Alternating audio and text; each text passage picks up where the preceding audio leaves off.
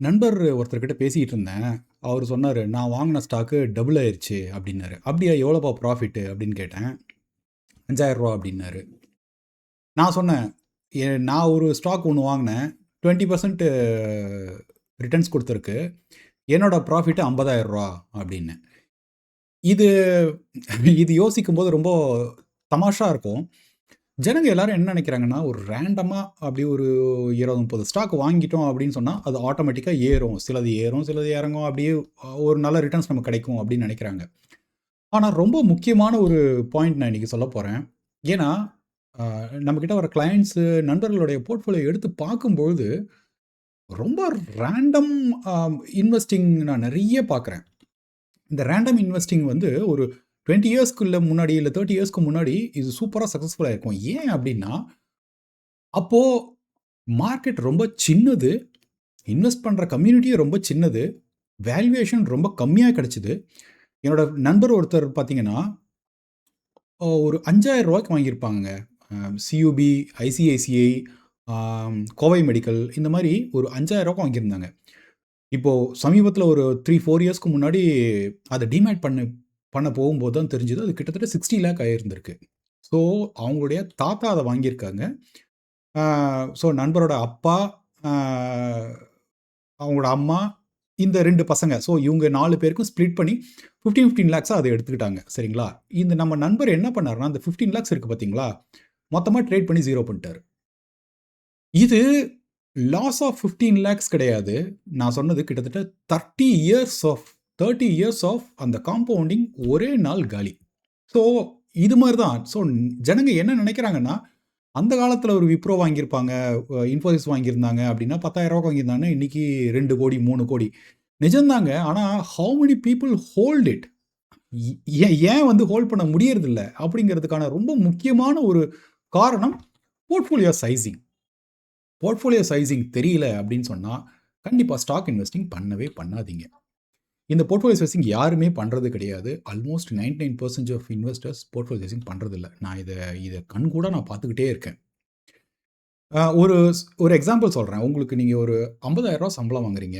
மாசம் மாசம் ரூ. 15,000 நான் ஸ்டாக்ல இன்வெஸ்ட் பண்ண போறேன்னு நீங்க நினைக்கிறீங்கன்னா, எப்படி பண்றாங்க அப்படிங்கிறத பார்க்கும்போது ஒரு ட்ரெண்ட் தெரியுது. அவங்க சொன்னாங்க அப்படிங்கிறதுனால ஒரு ஒரு ரூ. 500 வாங்குறாங்க. இவங்க சொன்னாங்கன்றதுனால ஒரு ரூ. 10,000 வாங்குறாங்க. நண்பருக்கு தனக்கே ஒரு ஒரு நல்ல பங்குன்னு நினைக்கும்போது, அது ஒரு ரூ. 30,000 சும்மா வாங்குறாங்க. ஸோ இந்த மாரி தான் போர்ட்ஃபோலியோவ இஷ்டத்துக்கு வாங்குறாங்களே தவிர, ஒரு லிஸ்ட் போட்டு என்கிட்ட 20 ஸ்டாக் இருக்கு. இந்த 20 ஸ்டாக்குக்கு இதுக்கு நான் போர்ட்ஃபோலியோ வெயிட்டேஜ் குடுக்குறேன். 8, 8, 5, 6, 10. நான் ஒரு ரிஸ்க்க ஜாஸ்தி எடுக்காத இன்வெஸ்டர் அப்படிங்கிறதுனால, நான் போர்ட்ஃபோலியோல ஒரு 40% லார்ஜ் கேப் வைக்க போறேன். அந்த 40% லார்ஜ் கேப்க்கும் HDFC, ஐடிசி, கோடக், வாட்டெவர் இது இந்த மாரி கேட்டகரி வைக்க போறேன். இந்த இடத்துல இருந்து இவ்ளோ ஏர்னிங்ஸ் குரோத் போச்சு அப்படின்னு சொன்னா, மொத்த போர்ட்ஃபோலியோவுக்கு என்னோட ரிட்டர்ன்ஸ் ஒரு 15% கிடைக்கும். இல்ல 20% கிடைக்கும். இல்ல 30% கிடைக்கும். வாட்டெவர். இது நீங்க பண்ணல அப்படின்னு சொன்னா, இந்த பிரச்சனைகள் உங்களுக்கு தொடர்ந்து வந்துகிட்டே இருக்கும். நீங்க இந்த அ இந்த இந்த நல்ல ரிட்டர்ன்ஸ் இருக்கு பார்த்தீங்களா? அந்த ரிட்டர்ன்ஸ் உங்களுக்கு கிடைக்கவே கிடைக்காது. கிட்டத்தட்ட ஒரு கடைசி 5 இயர்ஸ் ஒரு கிரேட் புல் மார்க்கெட் வந்து ஃபர்ஸ்ட் 3, 4 இயர்ஸ்ல இருந்தது. இப்பதாங்க 2 இயர்ஸா தாங்க பெருசா மார்க்கெட் நகரல. இந்த அவுட் சைட்ஸ் ரிட்டர்ன்ஸ் வந்து பண்றதில்ல. யாருமே பண்றதில்ல. இதுக்கு நீங்க யோசிக்க வேண்டிய முதல் விஷயம், உங்களுடைய இன்வெஸ்ட்மென்ட் எவ்வளவு? மொத்த ஈக்விட்டி அலோகேஷன் எவ்வளவு? இதுல டெட் போர்ஷன் எவ்வளவு? டெட் போர்ஷன் மினிமம் 7 இல்ல 8% போஸ்ட் டாக்ஸ் வருது. இல்ல ப்ரீ டாக்ஸ் வருது. வாட்டெவர். அத நீங்க தனியா வச்சுக்கோங்க. உங்களுடைய போர்ட்ஃபோலியோ ரூ. 100 இருக்கு அப்டின்னா, நான் இதுல ரூ. 30 நானு அ ஒரு டெட் ஃபண்ட்ல வைக்க போறேன். இல்ல எஃப்டில வைப்பேன். அ இபிஎஃப்ல இருக்கு. இது எல்லாத்தையும் நான் ஒரு ரூ. 40 வைக்கிறேன். மிச்சம் இந்த இருக்கிற ரூ. 60 நானே பண்ண போறேன். ஓகேங்களா? நீங்க எந்த விதமான அட்வைசரும் நீங்க போகல. சரிங்களா? நீங்க ஸ்டாக் இன்வெஸ்டிங் பண்றீங்க. இல்ல மியூச்சுவல் ஃபண்ட் இன்வெஸ்டிங் பண்றீங்க. எதா இருந்தாலுமே இந்த சைசிங் ரொம்ப கிளியரா எடுத்து வச்சுக்கோங்க. சரிங்களா? உங்களுடைய ப்ராசஸ் ஷார்ப்பா இருக்கணும். ப்ராசஸ் ஷார்ப்பா இருக்கணும். ரிட்டர்ன்ஸ் ஷார்ப்பா எப்பயுமே இருக்காது. நீங்க 12 எதிர்பார்த்தா திடீர்னு 18 கிடைக்கலாம். நீங்க 18 எதிர்பார்க்கும்போது ஒரு மோசமான மார்க்கெட்ல -10 போகலாம். அது ஓகே. ஆனா ஹேவ் எ ப்ராசஸ். இந்த 10 ஸ்டாக் நான் ஒரு எக்ஸாம்பிள் சொல்றேன். நான் இன்வெஸ்ட் பண்ண ஆரம்பிக்கும்பொழுது, அதாவது ரொம்ப ஹெவியா இன்வெஸ்ட் பண்ண ஆரம்பிக்கும்போது, ஒரு ஸ்டாக்ல நான் போட்டது ஒரு 2 லட்சம் போட்டேன். சரிங்களா? 2,00,000 போட்டு அது 25,00,000 வரைக்கும் போச்சு. சரியா? இதே 2,50,000 போட்டு 1,50,000 போச்சு. ஒரு 2 ஸ்டாக் வந்து இதே மாரி கீழ இறங்குச்சு. ஒரு 2 இல்ல 3 ஸ்டாக் பார்த்தீங்கன்னா வந்து டபுள் அடிச்சது. சரிங்களா? ஸோ மொத்த போர்ட்ஃபோலியோவுடைய ரிட்டர்ன்ஸ் பார்த்தீங்கன்னா, ஒரு 25 இல்லது 30 அதாவது நல்ல புல் மார்க்கெட்ல சொல்றேன். அ 2020, 2021, 2022, 2023, 2024 வரைக்கும் சூப்பர் டூப்பர் புல் மார்க்கெட். ஆனா, அந்த riding that 5x, 10x, 100x இருக்கு பார்த்தீங்களா? அது நீங்க வாங்கும்பொழுது உங்களுக்கு தெரியவே தெரியாது. திஸ் வில் பிகம் 10x அப்படின்னு சொல்லிட்டு யாராலயும் சொல்லவே சொல்ல முடியாது. பட் 10 கம்பெனி நீங்க அனலைஸ் பண்றீங்க. அந்த 10 கம்பெனில ஏர்னிங்ஸ் குரோத் என்ன? ஏர்னிங்ஸ் குரோத்தும் உங்களுக்கு தெரியல அப்படின்னா, ஸ்டாக் இன்வெஸ்டிங் பண்ணாதீங்க. ஏர்னிங்ஸ் குரோத் எதுவுமே புரியவே புரியாதவங்க 30 வருஷம் முன்னாடி சக்சஸ் ஆனாங்க. ஆனா, இப்போ சக்சஸ் ஆக முடியாது. Stock returns follows earning in long term. இது நல்லா ஞாபகம் வச்சுக்கோங்க.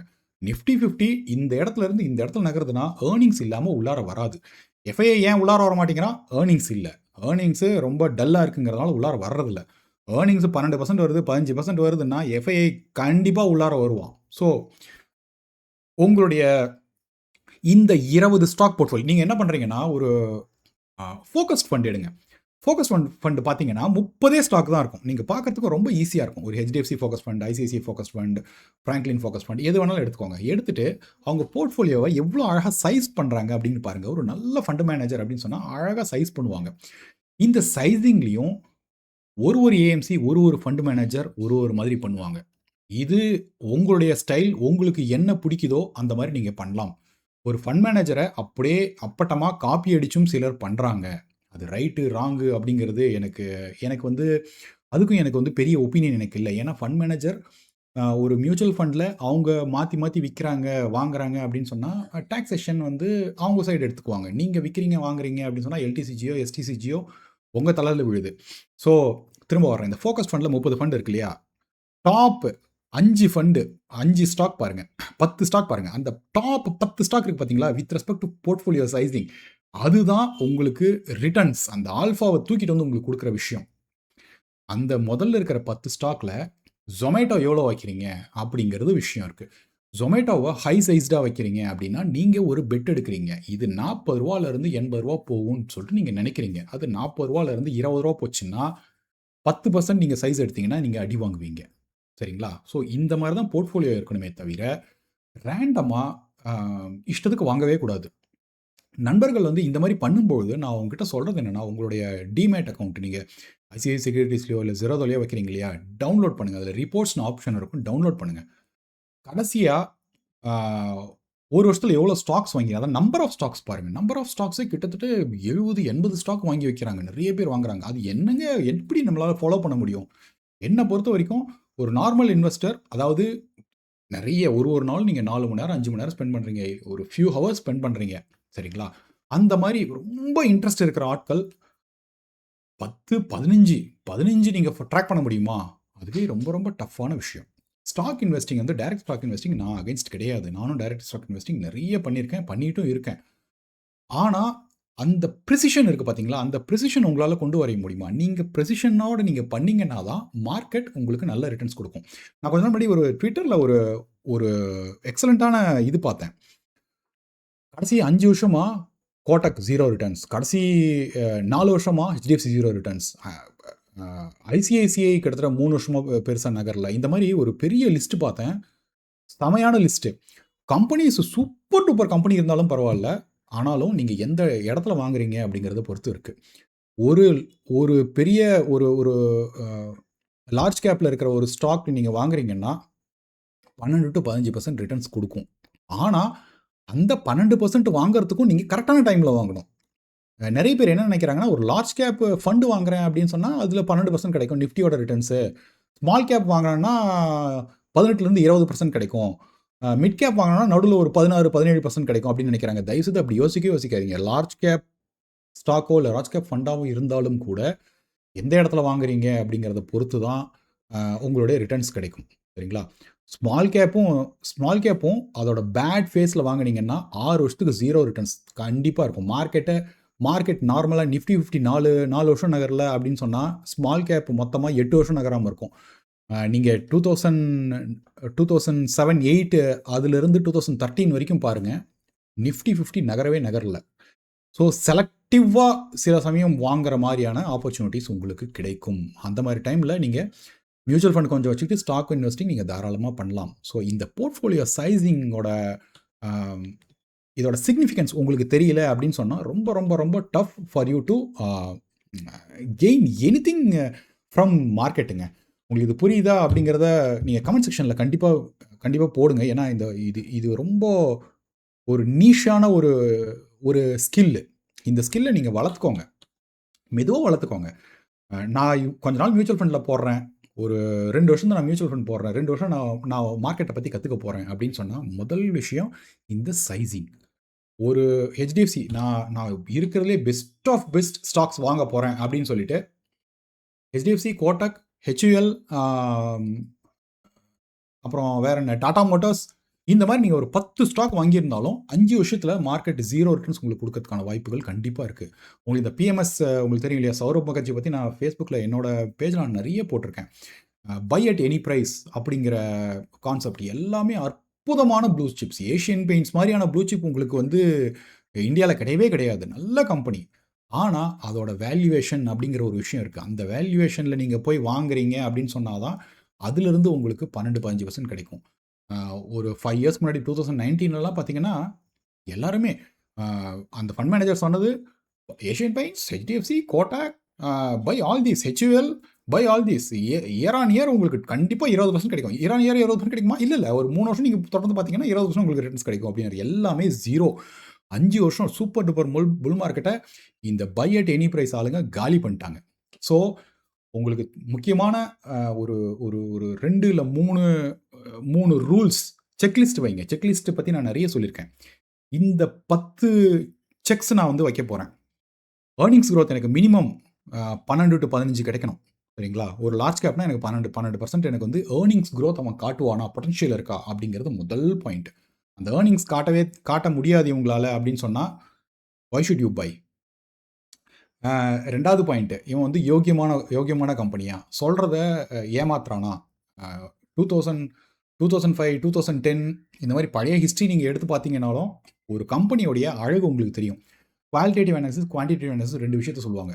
குவாலிட்டேட்டிவ்ங்கிறது இந்த B ratio, numbers, sales growth, revenue growth எல்லாத்தையுமே பார்க்குறது இந்த குவான்டிடேட்டிவ். குவாலிட்டேட்டிவ் அப்படின்னு சொன்னால், சொல்கிறத பண்ணுறாங்களா, உள்ளார ஏதாவது ஃப்ராடு பண்ணுறாங்களா, இன்வெஸ்டர்ஸ்க்கு வந்து காசு போகுதா இல்லையா, ப்ராப்பராக டிவிடெண்ட் கொடுக்குறாங்களா, இந்த பாயிண்ட் நீங்கள் பார்க்குறது. இந்த மாதிரியான பேசிக் விஷயங்கள் பாருங்கள். பார்த்துட்டு நல்ல கம்பெனிஸ் நீங்கள் பிக் பண்ணுறீங்க. இருக்கிறதுலையே பெஸ்ட் ஆஃப் பெஸ்ட் 15 கம்பெனி. நான் இதுக்கு மேலே நான் வேறு ஏதாவது ஒரு கம்பெனி எங்கேயாவது எவனா சொல்கிறான் அப்படின்னாலும் நான் உள்ளார ஆட் பண்ண மாட்டேன் அப்படிங்கிற ஒரு தெளிவான ஒரு பார்வையை நீங்கள் முதல்ல வைங்க. வச்சுட்டு அதுக்கப்புறம் இந்த 15 கம்பெனி இதை மட்டும்தான் நான் ட்ராக் பண்ணுவேன். வேறு எவன் என்ன சொன்னாலும் நான் கேட்க மாட்டேன் அப்படின்னு வைங்க. குவார்டர் ஆன் குவார்டர் நீங்கள் ஒரு நம்பர் போட்டிருப்பீங்களா, இந்த ஏர்னிங்ஸ் எனக்கு வரணும், இந்த ஏர்னிங்ஸ் அவன் கொடுக்குறானா, அவன் என்ன சொல்கிறான், அவன் சொல்கிற மாதிரி ஏர்னிங்ஸ் ட்ரெஜெக்டரி வருதா, அந்த ட்ரெஜெக்டரி அந்த அளவுக்கு ஏர்னிங்ஸ் வரல அப்படின்னு சொன்னால் ஏன் வரல, அவன் மேனேஜ்மெண்ட் என்ன சொல்கிறான் அப்படிங்கிறத பாருங்கள். சரி, நீங்கள் அவன் சொல்கிறதுல you are happy with it, சரிங்களா? அதுக்கப்புறம் அங்கேருந்து அடுத்த குவார்டர் ரிசல்ட்ஸ் அவன் சொல்கிற மாதிரி அவன் பண்ணுறானா இல்லையா, அந்த ஆனுவல் ரிப்போர்ட் அந்த ஒரு வருஷத்துக்கு கரெக்டாக வருதா. ஸோ ஒரு ஸ்டாக் எவ்வளோ வருஷத்துக்கு வாங்குவாங்க அப்படின்னா, பொதுவாக 3 வருஷத்துக்கு நீங்கள் ஒரு வியூ வைக்கணுங்க. 3 வருஷம் இந்த ஸ்டாக்கோட நான் ட்ராவல் பண்ணுவேன். குவார்டர் ஆன் குவார்டர் நான் வந்து இதை ட்ராக் பண்ண போகிறேன். எனக்கு நடுவில் ஏதோ ஒரு இடத்துல அவன் வந்து ஃப்ராட் பண்ணுறான், திருட்டுத்தனம் பண்ணுறான் அப்படின்னு சொன்னால், நான் நெகோஷியபிள் ஸ்டாக் ப்ரைஸ் எங்கே வேணாலும் இருக்கட்டும், நான் 100 ரூபாய்க்கு வாங்கி அது 50 ரூபாய்க்கு போயிருக்கட்டா, நான் வந்து அந்த ப்ரைஸ்க்கு நான் வர்றது வரைக்கும் நான் வெயிட் பண்ண மாட்டேன். ஏன்னா என்னுடைய செக்லிஸ்ட்டில் இது இருக்குது, இதை நான் ரிமூவ் பண்ணிட போகிறேன்னு ரிமூவ் பண்ணிடுங்க, அவ்வளோதான். அடடா அதை வாங்கிட்டு திரும்ப மேலே ஏறுதே, ஃப்ராடு கம்பெனி மேலே போனால் என்ன, கீழே போனால் என்ன. ஸோ இந்த மாதிரி ஒரு கிளியரான செக்லிஸ்ட் வச்சுக்கோங்க. இவ்வளோ பெர்சன்டேஜ்னு வந்து டிஃபைன் பண்ணிக்கோங்க. அந்த டிஃபைன் பண்ணுறதுக்கு நீங்கள் ஒரு ஃபோக்கஸ்ட் ஃபண்டை நீங்கள் எடுத்து பார்த்தீங்கன்னா ஒரு சின்னதாக உங்களுக்கு ஒரு ஐடியா கிடைக்கும். ஒரு மியூச்சுவல் ஃபண்டு நல்ல ரிட்டர்ன்ஸ் கொடுக்குதா கொடுக்கலையா அப்படிங்கிறத நீங்கள் டாப்பில் இருக்கிற 10 ஸ்டாக் நீங்கள் பார்த்தீங்கன்னா உங்களுக்கு தெரிஞ்சிடும். நான் மியூச்சுவல் ஃபண்ட் அனலைசிஸ் பண்ணுறது வந்து இப்படி தான் பண்ணுறேன். ஸோ அவன் ஏன் வாங்குறான்னு பாருங்கள். நான் முன்னாடி நிறைய வீடியோஸ் இதை பற்றி போட்டிருக்கேன். ஹீலியோஸ்லாம் பார்த்தீங்கன்னா சின்னதாக தான் பெட் எடுப்பாங்க. 4, 4, 4, 5, 4, 5, 4, சரிங்களா? இந்த 4 வில் பிகம் 8. சரிங்களா? 8லிருந்து 15% வந்து போர்ட்ஃபோலியோ சைஸ்ல 15% மேல ஏறுதுன்னா, அந்த அளவுக்கு விடவே விட மாட்டாங்க. ட்ரிம் பண்ணிட்டு 8%லயே வைப்பாங்க. ஸோ அங்கிருந்து மேல நகர்ந்தாலும் பரவால்ல. கட் பண்ணி, கட் பண்ணி, கட் பண்ணி, கட் பண்ணி அதே பொசிஷன்ல வைக்கணும் நீங்க. சரிங்களா? சில சமயம் ஒரு தனி இன்வெஸ்டர்ஸ், ஒரு பயங்கர ரிஸ்க் எடுக்கிற இன்வெஸ்டர், நீங்க உங்களையே நீங்க டிஃபைன் பண்ணிக்கிறீங்க அப்படின்னு சொன்னா, கான்சன்ட்ரேட் போர்ட்ஃபோலியோ தான்ப்பா. நான் வந்து ஒரு 10 ஸ்டாக்கு மேல நான் வாங்கவே வாங்க மாட்டேன். இந்த போர்ட்ஃபோலியோல நான் எல்லாத்துக்கும் 20 ஸ்டாக் இருக்கு என்கிட்ட. சரிங்களா? சாரி 10 ஸ்டாக் இருக்கு. 10 ஸ்டாக்கு அ ஒரு ஸ்டாக்லயும் கரெக்ட்டா நான் வந்து 10% வைக்க போறேன். நான் வந்து பயங்கர ரிஸ்க்கான ஒரு ரிஸ்க் டேக்கிங் இன்வெஸ்டர். ஆர் சில சமயம் வந்து 12, 9 அப்படின்னு இருக்கும். ஓரளவுக்கு உங்களுக்கு ஒரு ஒரு +2%, +3%, -3, -2% அந்த மாரி வச்சுக்கோங்க. வச்சுக்கிட்டு இந்த போர்ட்ஃபோலியோவ நீங்க அப்படியே மெயின்டெயின் பண்ணுங்க. மெயின்டெயின் பண்ணும்போது என்ன ஆகும்னா, உங்களுக்கு லாஸ் வரும்போதும் சரி, ப்ராஃபிட் வரும்போதும் சரி, உங்களுக்கு மைண்ட் ரொம்ப கிளியரா இருக்கும். இத நீங்க வச்சுட்டு நீங்க அப்படியே டிராவல் பண்ணிக்கிட்டே போகணும். பட் ரொம்ப முக்கியமான விஷயம், இந்த நம்பர்ஸ் மட்டும் விஷயம் கிடையாது. அனலைசிஸ் பண்ணணும். அனலைசிஸ் பண்ண முடியல அப்படின்னு சொன்னா, எடுத்து ஒரு 3, 4 மியூச்சுவல் ஃபண்ட்ல தயவுசெய்து இன்வெஸ்ட் பண்ணிட்டு கம்முனு விடுங்க. அது வந்து ரொம்ப ஈஸியான ஒரு விஷயம். ஸோ இது மாரி தான் போர்ட்ஃபோலியோ கொஞ்சம் கொஞ்சமா பெருசு பண்ணிருவாங்க. ஒரு நல்ல புல் மார்க்கெட்ல என்ன பண்ணுவாங்கன்னா, குப்பையா நெறைய கம்பெனிஸ் வாங்கிருவாங்க. சடன்லி பார்த்தீங்கன்னா, ஒரு 6 மாசத்துக்கு சூப்பரா ரிட்டர்ன்ஸ் குடுக்குற மாரி இருக்கும். திடீர்னு பார்த்தா, அங்கருந்து கீழ வரும். கீழ வரும்போது திரும்ப வந்து அந்த ஆங்கரிங் பயாஸ் வந்துரும் உங்களுக்கு. அந்த இடத்துல போய் நிக்கட்டும். அந்த இடத்துல போய் நிக்கட்டும் அப்டின்னுவாங்க. அந்த இடத்துல நிக்காம கீழ இறங்கிக்கிட்டே போகும். அந்த போர்ட்ஃபோலியோ 30% லாஸ்ல வரும்பொழுது தான் அவங்களுக்கு குழப்பம் வரும். அத வச்சுட்டு என்ன பண்றதுன்னே தெரியாது. அத தூக்கிட்டு வந்து வேற கிட்ட கேட்பாங்க. ஏப்பா இது ஓகேவா? அது ஓகேவான்னுவாங்க. ஒரு இடத்துல மட்டும் நிக்க மாட்டாங்க. திரும்ப போயிட்டு அதே ஸ்கிரீன்ஷாட்ட வேற ஒரு இடத்துல போட்டு, ப்ரோ இது ஓகேவா ப்ரோன்னு சொல்லிட்டு போறவங்க வர்றவங்ககிட்டலாம் கேட்டுட்டு இருப்பாங்க. ஸோ அந்த மாரி தயவுசெய்து பண்ணவே பண்ணாதீங்க. Take your own decisions. Two your own research. If you cannot do your own research, get an RA support or else put in a mutual fund. Take mutual fund distributor support. அவ்வளோதான். இந்த portfolio sizing அப்படிங்கிறது இது ஒரு மாதிரி ஒரு டீட்டெயிலாக நான் பேசியிருக்கேன் அப்படின்னு நினைக்கிறேன். இதில் உங்களுக்கு ஏதாவது டவுட் இருந்ததுன்னா கமெண்ட் செக்ஷனில் போடுங்க. உங்களுக்கு ஏதாவது இன்வெஸ்ட்மெண்ட் சப்போர்ட் வேணும் அப்படின்னு சொன்னால் கேட்குற வாட்ஸ்அப் நம்பரில் தாராளமாக வாட்ஸ்அப் பண்ணலாம். வந்து பேசுகிறேன். So thank you. Signing off this Gopinath Ravi, AMFI registered mutual fund distributor, ARN 347471. Thank you. Have a great day.